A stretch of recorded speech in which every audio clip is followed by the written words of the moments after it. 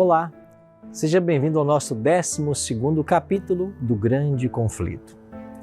Após o protesto de Espira e a confissão de Augsburg, seguiram-se anos de conflito e trevas. O protestantismo, enfraquecido por divisões, parecia fadado à destruição. Entretanto, quando o imperador parecia triunfar, foi surpreendido pela derrota. Foi forçado a pelo menos estender tolerância às doutrinas que tanto quisera destruir ao longo de sua vida. Viu seus exércitos serem desperdiçados em batalhas, seus recursos acabarem e muitos reinos ameaçaram se revoltar, ao passo que a fé, que havia tentado suprimir, crescia por toda parte. Carlos V estava batalhando contra o poder do Onipotente. Deus dissera: haja luz, e o imperador havia tentado manter o povo nas trevas espirituais. Desgastado com o longo conflito, abdicou do trono e se refugiou em um monastério. Muitas das regiões da Suíça aceitaram a fé reformada, mas outros países se agarraram aos ensinos de Roma. A perseguição resultou em guerra civil. Zuínglio e muitos outros que haviam aderido à reforma caíram no sangrento campo de batalha. Roma estava triunfante e em muitos lugares parecia prestes a recuperar tudo o que havia perdido. Deus, porém, não havia abandonado sua causa, muito menos seu povo. Ele levantou obreiros para levar avante a sua reforma. Na França, um dos primeiros a receber a luz foi Jacques Lefebvre, professor da Universidade de Paris. Ao pesquisar literatura antiga, sua atenção se voltou para a Bíblia e ali introduziu alguns alunos ao estudo do livro sagrado. Lefebvre havia começado a preparar a história dos santos e mártires, de acordo com as lendas da própria Igreja Romana, e já tinha feito grande progresso nesta obra. Mas, pensando que a Bíblia poderia ajudá-lo nesse projeto, começou a estudá-la. Ali realmente encontrou os santos, mas não do tipo apresentado pelo calendário da Igreja Católica Romana. Desgostoso, deixou de lado a obra que ele havia iniciado e agora estava disposto a fazer e a dar os passos para se dedicar ao estudo da Palavra de Deus.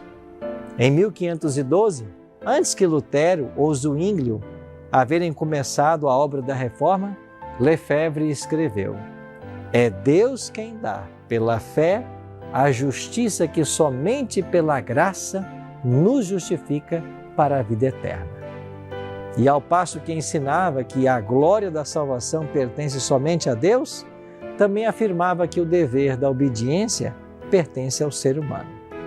Alguns dos alunos de Lefebvre ouviram com atenção suas palavras e continuaram a declarar a verdade por muito tempo depois de silenciada a voz do Mestre.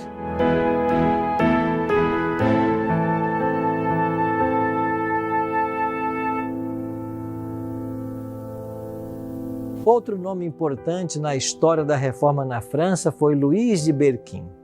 Ele era de berço uma pessoa nobre, dedicada aos estudos, polido nas maneiras e de moral imaculada. Berquim olhava para o luteranismo com ódio, mas Deus o guiou à Bíblia e ele ficou surpreso ao encontrar ali não as doutrinas de Roma, mas as doutrinas de Lutero. Então se entregou à causa do Evangelho. Os apoiadores de Roma na França o colocaram na prisão por heresia, mas o rei o libertou. As autoridades papais encarceraram Berquim 3 vezes, porém todas elas o rei mandou soltá-lo.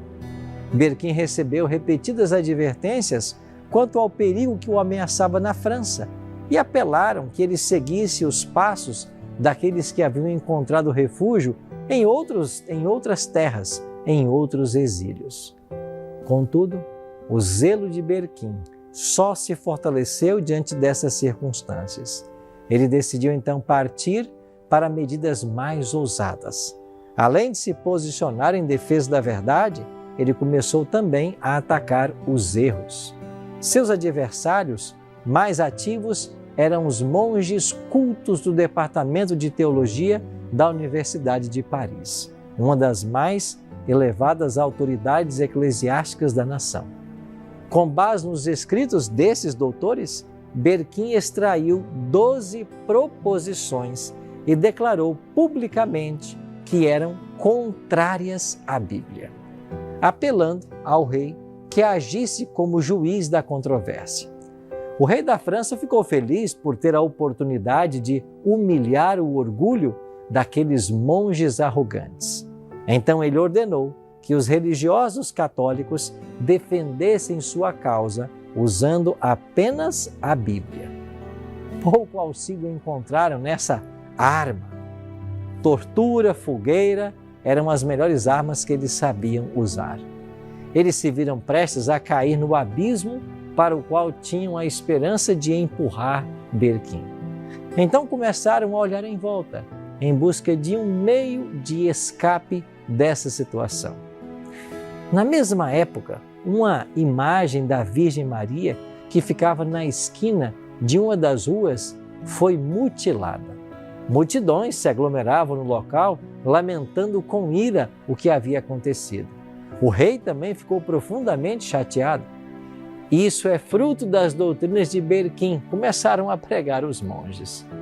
Tudo está prestes a ser lançado abaixo: a religião, as leis, o próprio trono, por essa conspiração luterana.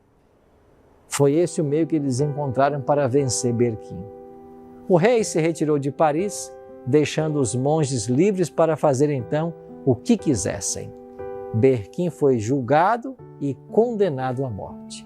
E para impedir que o rei Francisco interviesse e salvasse a Berquim, eles executaram a sentença no mesmo dia em que ela foi pronunciada.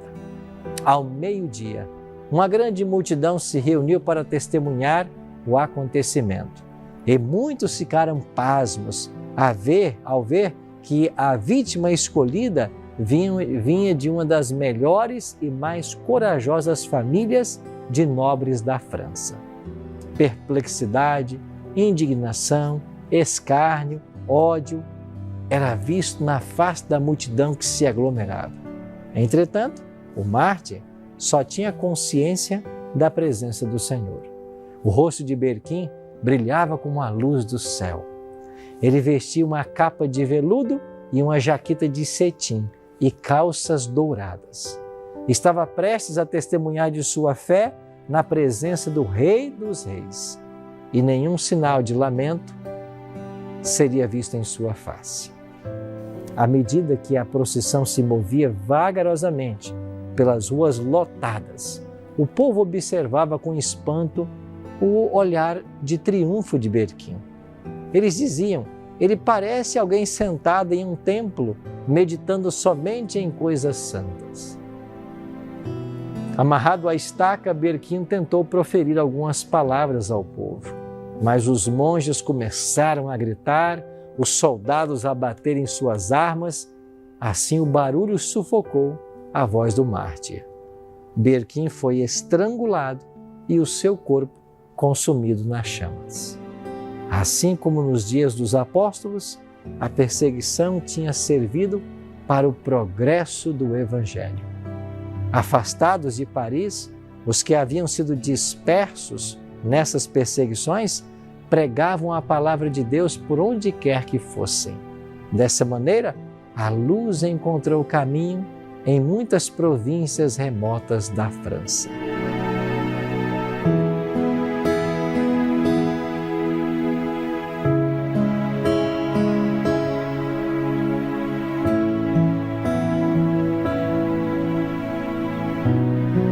A obra também avançou na cidade de Genebra, na Suíça. Fromen, um professor dedicado, pregava as verdades às criancinhas na escola. Elas eram repetidas pelas crianças em casa, e logo os pais apareceram para ouvir mais do que a Bíblia ensinava. Novos testamentos e folhetos eram distribuídos de graça, e depois de um tempo esse professor Fromen também teve que fugir, mas as verdades que ele ensinava haviam sido internalizadas na mente das pessoas. A reforma estava então plantada. Os pregadores retornaram e finalmente a adoração protestante foi estabelecida em Genebra. A cidade já havia se declarado favorável à reforma quando Calvino entrou por suas portas. Satanás estava irado contra esta obra. As condenações do Papa trovejaram contra Genebra. Como a pequena cidade seria capaz de resistir à poderosa hierarquia que havia forçado reis e imperadores a se sujeitar? Bom, passados os primeiros triunfos da reforma, Roma convocou agora novas forças para destruí-la. Criou a Ordem dos Jesuítas, o mais cruel, inescrupuloso e poderoso de todos os defensores do sistema papal. Seus membros não reconheciam nenhum governo, nenhum laço, a não ser os da própria ordem. O Evangelho de Cristo havia capacitado os seus seguidores a suportar o sofrimento, o frio, a morte, a labuta, a pobreza, exaltando a verdade em face da tortura, masmorra e fogueira. O jesuitismo também inspirou seus seguidores com um fanatismo que lhes permitiu suportar perigos semelhantes e reunir todas as armas do engano contra o poder da verdade. Não havia crime grande demais a se cometer, nem engano vil demais para praticar ou disfarce difícil demais para assumir. O objetivo deles era calculado, era derrubar o protestantismo e restabelecer a supremacia papal. Revestiam-se de uma aparência de santidade, visitavam prisões e hospitais, cuidavam dos doentes e pobres, levando sobre si o nome santo de Jesus, que também andou fazendo bem. Contudo, debaixo do exterior imaculado, com frequência ocultavam intenções criminosas e mortais. Um princípio fundamental da ordem dos jesuítas é que o fim justifica os meios. Mentira, roubo, perjúrio, assassinato eram louváveis quando ajudavam a cumprir os objetivos da Igreja Romana. Disfarçados, os jesuítas se infiltraram nos gabinetes de Estado, tornavam-se conselheiros reais e moldavam a política das nações. Tornavam-se servos a fim de desempenhar o papel de espias contra seus patrões. Fundavam faculdades para príncipes e nobres, bem como escolas para o povo comum. Assim, atraíam os filhos dos pais protestantes a observar os ritos católicos. A liberdade pela qual os pais trabalharam e sangraram era agora traída pelos filhos. Aonde quer que fosse um jesuíta, seguia-se um reavivamento católico. E para lhes dar maior poder, o Papa promulgou um decreto reinstituindo a Inquisição. E mais uma vez, as autoridades da Igreja estabeleceram esse terrível tribunal e atrocidades terríveis demais para ver a luz do dia foram repetidas em suas masmorras secretas. Em muitos países, milhares e milhares dos melhores da nação, os mais intelectuais e eruditos, foram mortos ou forçados a fugir para outras terras. Roma usava métodos como esses para apagar a luz da reforma e restaurar a ignorância da era das trevas.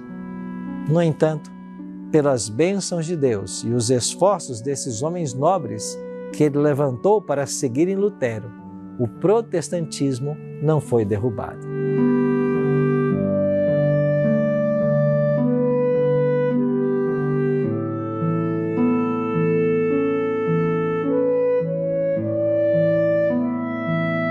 Por quase 30 anos, Calvino trabalhou em Genebra para espalhar a reforma por toda a Europa. O seu comportamento não era irrepreensível, nem suas doutrinas desprovidas de erro, mas ele foi essencial na proclamação de verdades importantes. Manteve a força do protestantismo contra a rápida maré de retorno do papado e na promoção da simplicidade e pureza de vida nas igrejas reformadas. Publicações, professores saíam de Genebra para espalhar as doutrinas reformadas.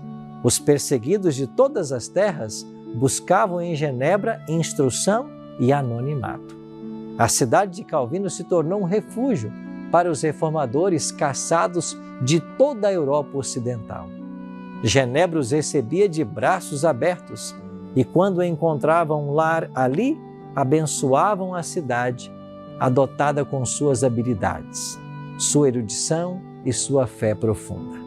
John Knox, por exemplo, o corajoso reformador escocês, muitos puritanos ingleses e protestantes da Holanda e da Espanha seguiam seu exemplo. Os huguenotes da França, todos eles carregaram a tocha de Genebra para iluminar a escuridão em sua terra natal.